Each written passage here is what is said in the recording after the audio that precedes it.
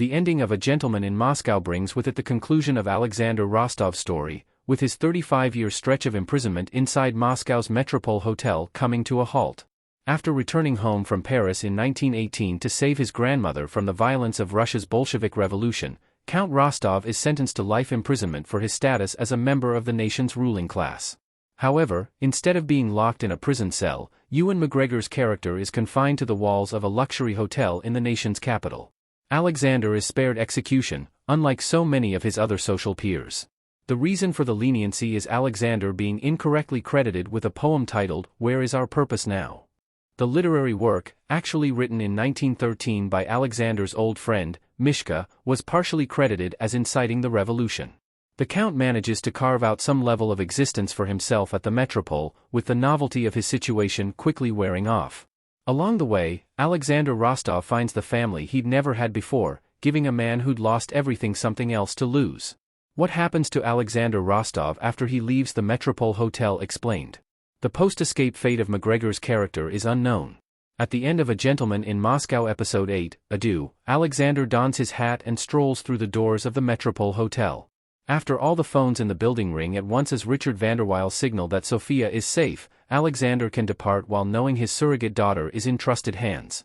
While Alexander is shown successfully leaving the building, the other side of the door isn't shown, so it's impossible to confirm what happens to the Count after this scene.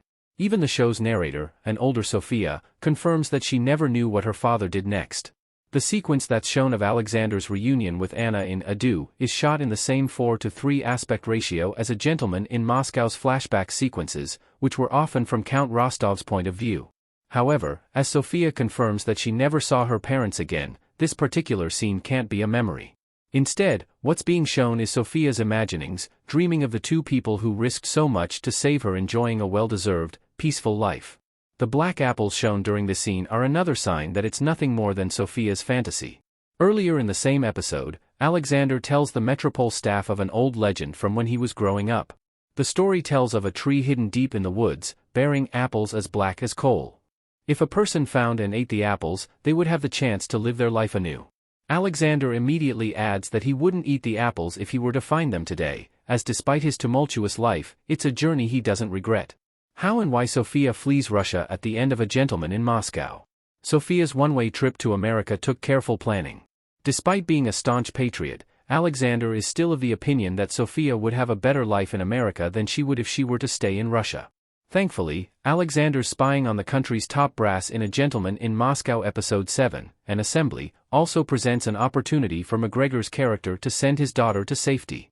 The scheme is carried out in collaboration with Alexander's American ally, Richard Vanderweil, who plans the operation for them.